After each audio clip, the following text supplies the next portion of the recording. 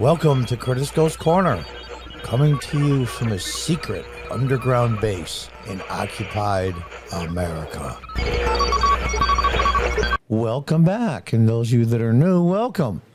From PJ Media. Rev, I love you. Kamala Harris calls race bait hustler Al Sharpton the conscience of our country. Are you kidding me? Democrat voters out there, if I'm lucky enough to have any watch this video, I hate Donald Trump. Stop. Look who you're supporting. Kamala Harris is one heartbeat away, literally, from being president of the United States. Let that sink in. Stop the video and pause and think about that. All you Democrats out there. Well, you know, Trump and DeSantis and they're the Republicans. Stop. Why do you support Kamala Harris? Why do you support President Biden without mentioning Trump? Folks, this is a situation you got us into. I'm not chastising you. Sometimes I do. Today, I'm not going to. Think about what you've done. Kamala Harris called Al Sharpton the conscience of our country. Let's read on. What kind of a nation do you have when an individual has been anointed as its very conscience is a race-baiting, anti-Semitic smear merchant? All true. You have the United States of America during the Biden regime. Granted, this writer is very slanted against Kamala Harris and Al Sharpton, but doesn't mean this individual isn't correct.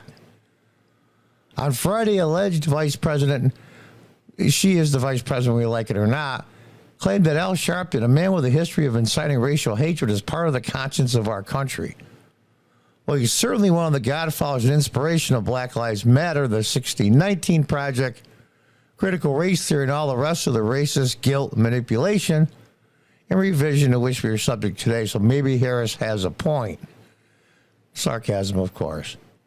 Harris addressed Sharpton during her speech to the race, I won't say the word, National Action Network Convention, which bore the theme of dealing with the dream under threat. Biden regime officials were out in force to show their support for Sharpton. Besides Harris, the conference also features punitive transportation Secretary Pete Buttigieg, yay, Mayor Pete, and several other regime top dogs, including Education Secretary, Domestic Policy Advisor Susan Rice, and the Commerce Secretary. Pretty good lineup. Harris told the occasion to gush from the podium, Rev, I love you, and I thank you on behalf of all of us, everyone, for all that you do and all that you are. And I have said in public and in private many times, Rev, no matter where you are, you're always a voice of truth, speaking about the importance of justice for all people. I'm getting nauseated. I know some people out there hate Donald Trump. I get it. I'm a Trump supporter, but I can understand your position. But look who you're voting for. You say, well, I don't like either of the choices. If it's going to be between Biden or Kamala Harris and Trump, or I can't honestly vote for Trump, then take a pass. Take a pass. These people hate you. They hate their own voters. You're a part of the conscience of our country, and I thank you for all that you do. You know, some of the evil stuff that Al Sharpton has done, I mean, I'll give the guy credit. For a grifter and a con man and a phony, he's done extremely well for himself. Remember Tawana Brawley? Al Sharpton is a prominent and respected man today, largely because of Tawana Brawley, whose case he wrote in national renown or infamy, depending on your point of view, back in 1987. Now, I'm old enough to remember. Some of you younger people aren't. Brawley was 15 when she went missing for 4 days and then found in a garbage bag covered in feces and her hair chopped and racial slurs written on her body. Before a nation was in shock and horror, Brawley claimed she had been repeatedly assaulted by 6 white men, and one of them was a police officer. Sharpton became Brawley's champion and rode the case for all it was worth. He's being sarcastic about the case, and you'll see why. Despite the fact that tests showed no signs that Bradley had been assaulted at all. He and Bradley even accused the local district attorney of being one of the assaulters. Yet after an extensive investigation, a grand jury found that Bradley had not been abducted or assaulted and had apparently faked the whole thing to escape the wrath of her hot-tempered stepfather. The accused DA sued Bradley for defamation and won. Yet despite the entire Bradley case being exposed as a hoax, Sharpton's star continued to rise. In 1991, he led a march through the Crown Heights section of Brooklyn, during which marchers carried anti-Semitic signs. During these riots, Y. Rosenbaum, a Jewish student, was murdered. The following year, Sharpton completely unrepentant, declared that he would use hate to achieve racial justice. And this is the mantra of progressives that really believe it, the cult members, and grifters like Al Sharpton. The end always justifies the means. Demonstrators at protesters that moved about a record store. I remember this. You can read it if you want to. Stop the video. Led to demonstrations during which the clothing store security guard reported overhearing some of the pickets warning they planned to burn down and loot the store. We're going to burn and loot the Jews.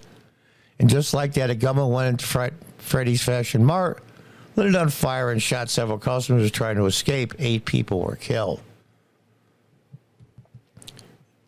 Like I said, you can read that whole paragraph. It's going to make the video really long. That should have been the end of Al Sharpton's career. This is the Bradley case should have been. But Rev Al just kept going, coddled by a racism-obsessed left in the mainstream media. And now the Vice President of the United States calls him irreparable con man, the conscience of our country. Well, that certainly explains where our country is in so much trouble. He even has a gig on MSNBC. And if I remember, some of his nonprofits for himself personally, I'm not sure which one, owes millions of dollars to the IRS. Whether that got settled or not, I really don't know. This guy is the epitome of what's wrong in America concerning race relations. These guys, there's some bad things that happen. Yes, there's racism that happens in the United States. It happens in every country in the world. I'm not excusing it. It's part of the human nature and flaw. But nowhere is it less prevalent than in the United States. And these people have made millions. Now, if you remember, go back and look, put an Al Sharpton in I use DuckDuckGo, but use any engine you want. You'll see he was quite a heavy-set young man. Basically a con artist. One of those guys that stands on the street corner and just, preaches with his hand out and his other hand in your wallet. He's always been like that. Always. And think about this. You have the Vice President of the United States, one heartbeat away from being president. It might end up being president, even if Biden, nothing happens to him before the end of his term. Praising this guy is the conscience of our country. I know you Democrats aren't happy with Trump. I know you're disappointed with Biden. The sane ones are. But this has nothing to do with Donald Trump or the Republicans. I was a Democrat my whole life. I was a local elected official for 8 years in the early 2000s on our local city council, and city council president in 2006 as a Democrat.